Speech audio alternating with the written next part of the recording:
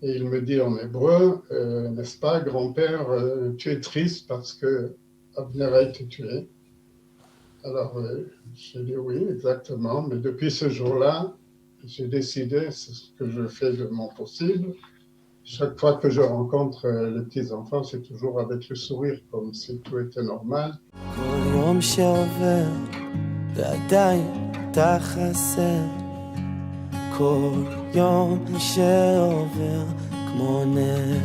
Ovadia Goldman, bonjour, shalom. Bonjour, shalom à vous. Merci d'être avec nous ce matin en cette journée du Yom HaZikaron, une journée particulièrement difficile pour vous et en particulier, on va le dire, en cette année où l'ensemble de la population est confinée. Mais c'est une journée pour vous qui est particulièrement difficile depuis le mois de juillet, ce 26 juillet 2010, date à laquelle votre fils, le lieutenant-colonel Avner Goldman, a péri dans un accident d'hélicoptère. Il était pilote d'hélicoptère. Il a péri dans un accident d'hélicoptère en Roumanie. Avant de revenir sur ce tragique accident, je voudrais que vous nous parliez d'Avner, de ce qu'il était dans sa jeunesse, que nous puissions le connaître pendant ces quelques minutes. Bon, très bien. Abner était l'aîné de quatre frères. Et il est né à Petah Tikva. Et ma femme et moi, Erika et moi, Ovadia Goldman, les parents de quatre enfants. Il a passé une jeunesse normale et tranquille à Petah Tikva, où il a étudié à l'école Netzach, Mamlachti Dati. Après, à la Yeshiva de Nechalim. En même temps, il était membre du Bnei Akiva, il madrich du Bnei Akiva dans une shkuna, dans un quartier de Olim Chadashim, ici à Petah Tikva.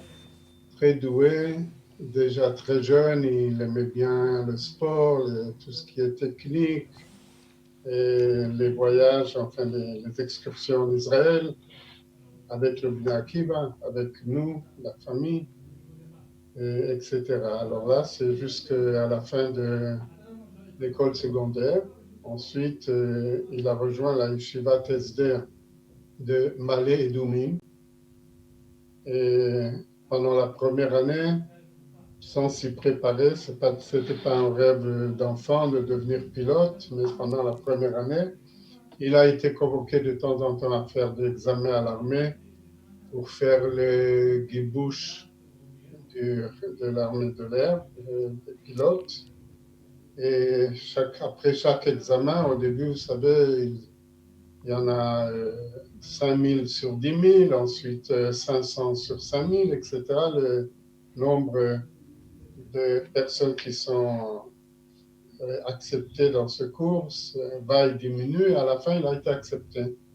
C'est alors qu'il a dit à son rabbin, le rabbin Chaim Sabato, qui est rabbin, qui est aussi écrivain, et je suis venu à la yeshiva pour faire 5-6 ans d'études religieuses, talmudiques, et maintenant je suis appelé à aller à l'armée, qu'est-ce que je dois faire? Et le rabbin lui a répondu, faites ce que vous pensez le mieux, là où vous pourrez donner de votre mieux pour le pays, pour vous-même, pour la famille, pour les amis.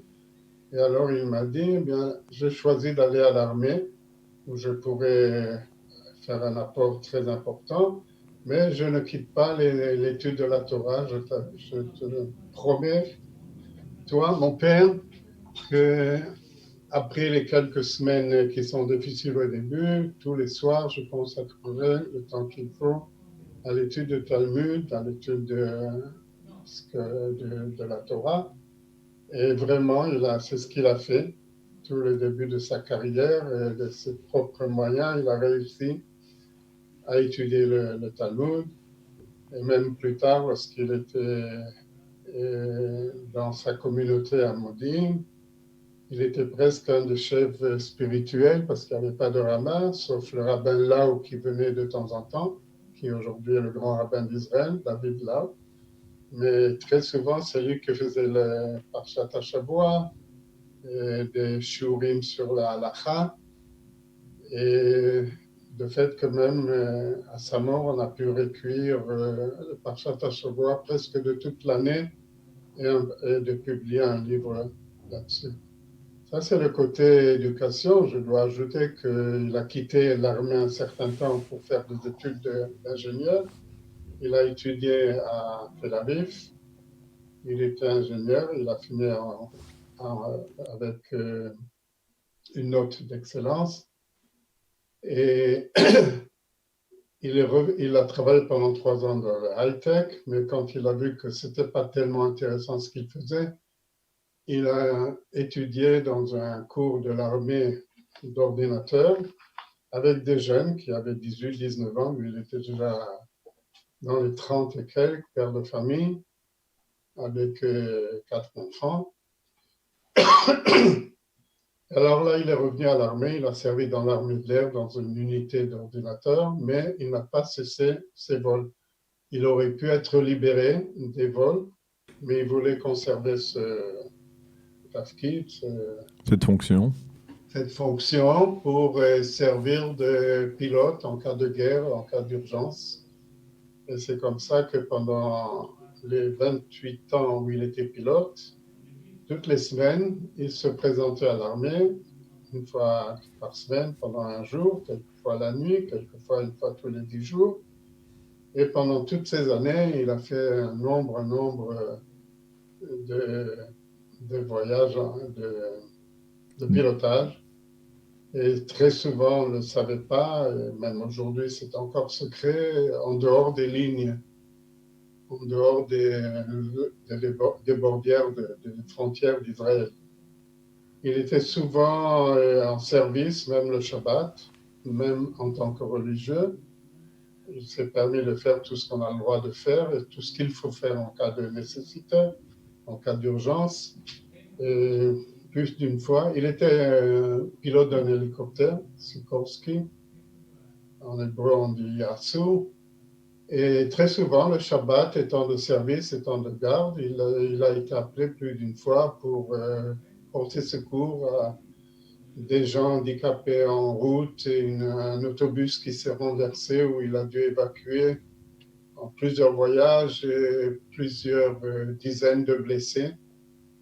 Et même, il était tellement doué qu'il a réussi à calculer exactement combien de litres d'essence il lui restait pour arriver soit à Rambam à Haïfa, parce que l'accident se passait dans le nord, ou soit à Tel HaShomer, et qu'il y a encore assez d'essence, et il arrive avec les dernières gouttes dans sa base de Tel Nof. Ça, c'est d'une manière générale l'enfance d'Avner, ses études. Et parallèlement, il a aussi fait un 2e degré en business. Comment on dit exactement, Minal Asakim. MBA. Et voilà, jusqu'à l'âge de 45 ans, à l'âge où on se met à la retraite à l'armée, il a servi dans cette unité d'ordinateur. Il était un des chefs, Sgan Alouf. Il s'est marié aussi pendant ces années. Il s'est marié en 86. Il a commencé l'armée en 81. Il s'est marié, en 85. Au Chodesh Adar 85, avec sa femme Orit, qui elle-même a fait parallèlement des études. Aujourd'hui, elle est docteur en Madea Ruach, Madea Chevra, Marchevim. Elle enseigne dans différentes miklalot en Israël. Les enfants aussi, je dois dire, mes petits-enfants, sont très doués. Et dans le high-tech, dans le Misrad Rosh HaMemshala, on ne sait pas exactement ce qu'il fait, c'est le Misrad HaBitachon. Et le 3e étudie des études d'architecte à Haïfa, après avoir fait des études à la Yeshiva et son service militaire. Et la 4e, qui est une fille, qui avait 12 ans et quelques lors de l'accident. La dernière simcha à laquelle mon fils a participé, c'était la bat mitzvah de sa fille Tamar, qui aujourd'hui finit à Ariel des études de mathématiques. Les enfants sont mariés, nous avons déjà 2 petits arrière-enfants, donc 2 petits-enfants à Avner et Orit. Alors, je voudrais que nous revenions maintenant, puisqu'on a bien compris qu'Avner était un garçon doué, un garçon avec des capacités exceptionnelles. Comment s'est produit cet accident? Ramenez-nous, si ce n'est pas si trop difficile, bien entendu c'est difficile pour vous, à cette journée du 26 juillet 2010. Avner était en mission à l'étranger avec son hélicoptère? Pas seul, tous les ans, son unité allait faire des exercices à l'étranger parce qu'il fallait faire des exercices dans un endroit qui ont des montagnes, des plaines et des montagnes plus élevées que ce que nous avons en Israël, pour les cas où il faudrait faire la guerre ou faire des missions à l'étranger dans des endroits qui sont plus hauts que nous, et je ne veux pas exactement mentionner le nom, mais Oui. tout le monde peut comprendre à quoi nous faisons allusion. Alors l'année 2010, Tafshin Ain, pendant laquelle s'est passé cet accident, et la première semaine, c'était la semaine de Tisha B'Av. Avner, comme étant religieux Shomer Mitzvot, a demandé à participer à la deuxième semaine. La première semaine pour l'armée de l'air en Israël, qui se trouvait en Roumanie, s'est très bien passé au point de vue de la température, les tempêtes et tout ça. Le ciel était admirable. La deuxième semaine, il est arrivé un dimanche et l'exercice a commencé lundi matin. Tout a changé. Il y avait des vents terribles et des averses. Alors là, ils avaient reçu l'ordre parce qu'ils survolaient la montagne du Carpath. Ils avaient eu l'ordre de survoler à plus de 3000 mètres, c'est-à-dire à peu près 9000 pieds, pour ne pas se heurter à une des montagnes. Alors, à l'aller de cet exercice, ils étaient 4 pilotes dans l'avion, 2 techniciens qui sont pilotés aussi en cas de panne et que l'hélicoptère atterrit, ils peuvent réparer sur place les choses. Quand ça va, en général, ça va. Et il y avait aussi un officier, un capitaine de l'armée de l'air Roumanie qui devait faire l'interprète. Bref, à l'aller, ils sont partis d'une certaine unité pour arriver à une autre unité, avec 4 stations, 4 atterrissages au milieu. Et Avner, avec son copilote, a fait l'aller. Et tout s'est très bien passé. Les 4 stations ont été respectées. Il a pu atterrir, il a pu reprendre l'air, etc. Et au retour, ils sont entrés dans des nuages terribles. C'était déjà l'autre couple de pilotes qui faisait le vol. Lui, il était à l'arrière avec son copilote.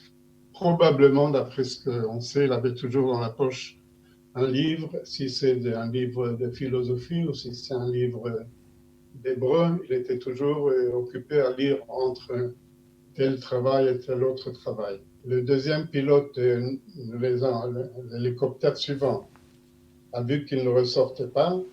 Il a pris la droite, il est monté en haut, mais eux, malheureusement, après quelques secondes, ils ont heurté la montagne.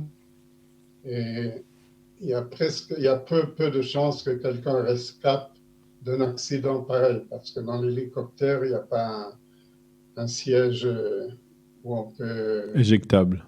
Éjectable. Il n'y a pas de parachute, parce que, comme je vous ai expliqué, on est en général pas très haut par rapport à la Terre. Donc, si l'hélicoptère s'écrase, c'est rare qu'un hélicoptère puisse faire un atterrissage dans des conditions mauvaises, sauf s'il est dans les quelques derniers mètres. S'il est à une certaine hauteur, 1 kilomètre ou 2, c'est très simple. Alors, on va dire, je voudrais que vous nous racontiez, si possible brièvement, comment vous avez appris la nouvelle et nous faire partager ce que vous avez ressenti et ce que vous ressentez aujourd'hui depuis ces 10 dernières années. Bien, alors l'accident est arrivé un lundi, le 26 juillet. C'était tout béat. À 9 heures du soir le même jour, on a reçu la visite, malheureusement, du Q'tzin Nahir. Vous savez, c'est dans chaque ville ou dans chaque région, il y a quelqu'un de l'armée qui vient annoncer les mauvaises nouvelles. Par hasard, c'était quelqu'un qui était de service, de réserve, et qui prie dans ma synagogue. Et puis quand il est rentré dans la maison, je l'ai vu en uniforme, donc je commençais à comprendre quelque chose. Je savais que c'était son travail, comment on dit, tafkid, Sa fonction, sa fonction quand il est à l'armée comme réserviste. Alors il nous a dit asseyez-vous et il nous a fait lire une lettre qui a été écrite disant que l'hélicoptère a été porté disparu. On n'a pas encore de nouvelles des participants. Et alors j'ai commencé à demander des questions. Il m'a dit on ne sait pas plus, c'est ce qu'il a écrit, c'est ce que nous savons. Bon, eux, ils savaient probablement déjà qu'il n'y avait pas de rescapés, mais jusqu'au moment où ils n'arrivent pas sur place, ils ne pouvaient rien dire. Ce n'est que 2 jours après qu'on a reçu une information officielle de l'armée nous disant qu'il n'y avait pas de rescapés et que tous ont été tués. Et je dois dire que pour ma belle-fille, Orit Amodine, ça s'est passé un peu plus mal, parce que quand ils sont arrivés à 9 heures du soir, en général, ils vont toujours ensemble dans les mêmes endroits à la même heure pour qu'il n'y ait pas de différence, que les rumeurs courent avant que la famille soit alertée. Alors, ils sont arrivés à 9 heures, il n'y avait que mon petit-fils, l'aîné, qui avait 18-19 ans, qui était seul à la maison, qui a reçu la nouvelle. Sa mère était à Tel Aviv avec la fille, la jeune. Ils sont rentrés que 2-3 heures après, donc lui, pendant toutes ces heures, accompagné d'un soldat, était en train de se ronger les ongles, comme on peut dire, et attendre que sa mère rentre. Alors ce n'est que lorsque la mère est rentrée qu'elle a appris la mauvaise nouvelle.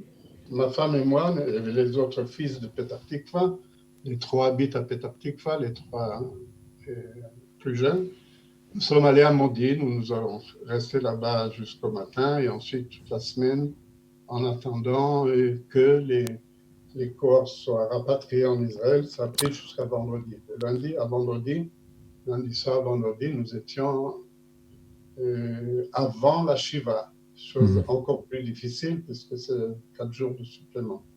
Alors, en quoi votre vie a basculé, a changé, on va dire, depuis ce jour-là? Comme tout le monde dit, je dois dire heureusement que j'étais déjà à la retraite parce que je me demande souvent comment j'aurais pu tenir le coup et faire tout ce que je faisais avant lorsqu'il y a un poids si lourd qui pèse sur le cœur, qui fait pression, je dois dire presque jour et nuit, lorsque vous êtes conscient, lorsque vous êtes éveillé. Alors, je dois dire, comme on entend souvent, ce jour-là, il y a jusqu'à ce jour-là et depuis ce jour-là. Depuis ce jour-là, toutes les pensées sont souvent tout le temps envers l'avenir. Et même quand il y a quelque chose de très fort qui se passe, comme ce qui s'est passé 3 ans après, lorsqu'on m'a demandé de joindre l'armée Eidim Bemadim dans la marche des vivants à Auschwitz. 3 ans après, j'étais avec mon fils, mon deuxième fils, qui lui était encore militaire, Milouim. Et quand nous sommes rentrés dans Auschwitz et les autres camps où nous avons perdu personnellement de notre côté, Goldman, beaucoup de familles, mes grands-parents maternels, des oncles, des tantes. Ma femme a perdu sa mère, elle est de Hongrie, à 3 ans, sa mère a été déportée de Budapest. Alors, je dois souligner à cette occasion une parenthèse. Vous êtes, il faut le souligner, le frère du grand rabbin Alain Goldman, ancien grand rabbin de Paris.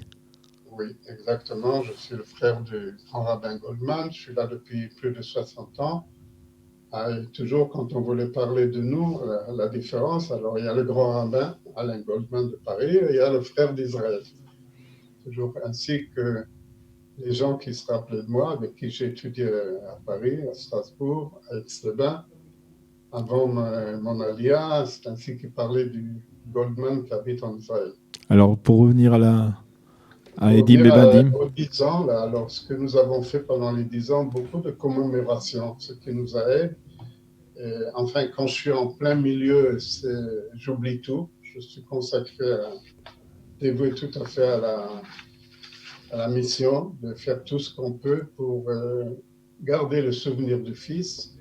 Bien sûr, après, comme après cette émission, je suppose, je vais ressentir la douleur encore plus fort et ça prend quelques heures avec le calmant pour se remettre. Les nuits sont plus comme les nuits d'avant. Depuis, je ne peux pas dormir sans le cachet. Je prends avant la nuit. De temps en temps, il faut changer de cachet parce qu'on s'habitue et ils sont plus effervescents. Mais nous avons fait beaucoup de choses qui me permettent, qui me donnent la force de continuer. Même ces jours-ci où je vais célébrer mon anniversaire, la deuxième bar mitzvah, si vous connaissez le terme, sinon je le dis en deux mots, et on dit qu'un homme est, après la Torah, on lui a donné 70 ans de vie. C'est ce que David Ameller nous a dit, le roi David. Et quand on dépasse ces 70, évidemment chaque année, d'ailleurs chaque jour pour chacun c'est un cadeau d'en haut, mais quand on arrive à 83, en fait c'est la deuxième bar mitzvah, c'est ce qui va se passer dans 2 semaines. Parchat est mort, qui est mon Shabbat bar mitzvah. Alors, ce que je voulais dire, c'est que ça m'étonne aujourd'hui quand je regarde en arrière, comment j'ai pu passer ces 10 années, comment je suis encore là, avec l'aide de Dieu. J'espère continuer. Ce qui me donne la force et le courage, c'est les enfants, les petits-enfants. Je vais juste raconter une petite anecdote. Les premières semaines, quand je suis venu chez mon troisième fils, son fils aîné avait 8 ans. Et il me dit en hébreu, n'est-ce pas, grand-père, tu es triste parce que Abner a été tué. Alors, j'ai dit oui, exactement. Mais depuis ce jour-là, j'ai décidé, c'est ce que je fais de mon possible. Chaque fois que je rencontre les petits-enfants, c'est toujours avec le sourire, comme si tout était normal, tout allait bien. Mais les enfants, même les plus jeunes, toujours, ils rappellent le souvenir d'Abner. On en parle beaucoup. Comme je l'ai dit tout à l'heure, on a fait beaucoup de commémorations. Sa synagogue à Modi'in a changé de nom de Menorat Modi'in, c'est devenu Menorat Abner. Nous avons investi de l'argent pour changer cette salle de gymnastique au milieu d'une ulpana de jeunes filles en vraie synagogue avec des bancs, des tables, la bama, la Aron Kodesh. Et un an après, nous y avons mis un Sefer Torah que notre famille proche, sans l'aide de qui que ce soit, avons écrit un Sefer Torah du début à la fin, consacré à son nom. Nous avons fait les dernières lettres comme l'habitude dans sa maison à Modi'in. Et de sa maison, nous avons fait le défilé avec un orchestre un peu tranquille, sans, parce que nous ne voulions pas beaucoup de bruit.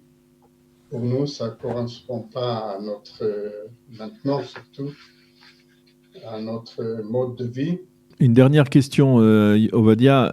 Cette année, comme on le sait, en raison de l'épidémie de coronavirus, il n'est pas possible d'aller se recueillir sur la tombe des soldats. Il ne sera pas possible pour vous de vous recueillir sur la tombe d'Avner.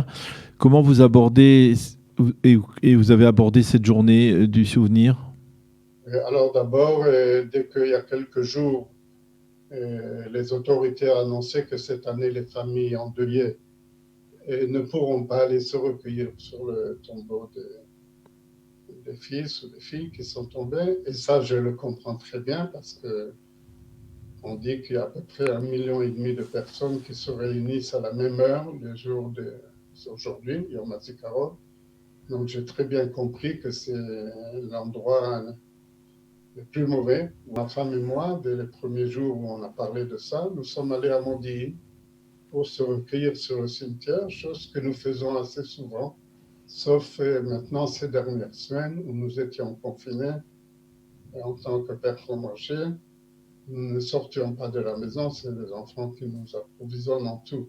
Une dernière chose, très belle à mon avis, les scouts, les éclaireurs, Atsofim, je ne sais pas exactement si aussi traduit la même chose ici, de Modine, ont décidé cette année de se rendre sur les chroniquines, les jeunes de ce groupe, deux par deux vont se rendre sur les tombes des soldats qui sont tombés, qui sont enterrés à Modine.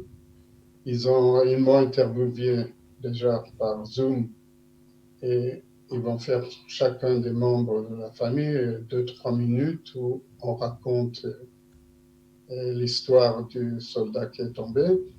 Et ensuite, ils font une photographie à côté d'un lieu qui a servi de commémoration.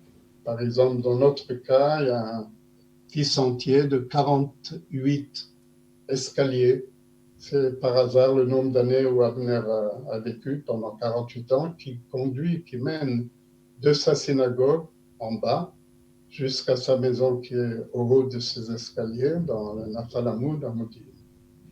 Donc je pense que cette année, contrairement aux autres années, je sens que j'ai fait quelque chose pour sa commémoration. Et évidemment, le jour de l'année, le Yom HaShana, le Tou B'Av, j'espère que d'ici là, c'est le mois d'août, nous ne serons plus confinés. Nous pourrons, comme chaque année, faire une cérémonie au cimetière et un limoud après la cérémonie du cimetière.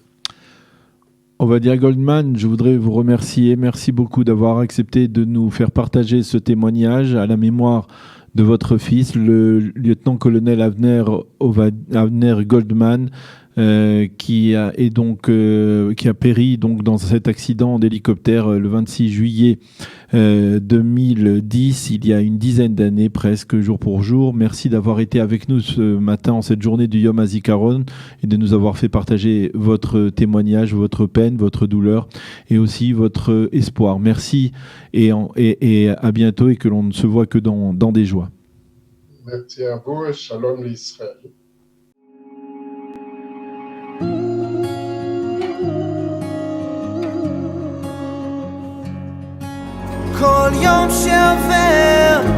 Yom HaZikaron, les Chalalei Ma'arachot Israël, jour du souvenir pour se tomber pour l'État d'Israël. איך נפלו גיבורים ויאבדו כלי מלחמה. Comme ils sont tombés ces vaillants et perdus ces armes de guerre. כל יום שעובר כמו נצח, כל יום שעובר ועדיין אתה חסר, כל יום שעובר כמו נצח.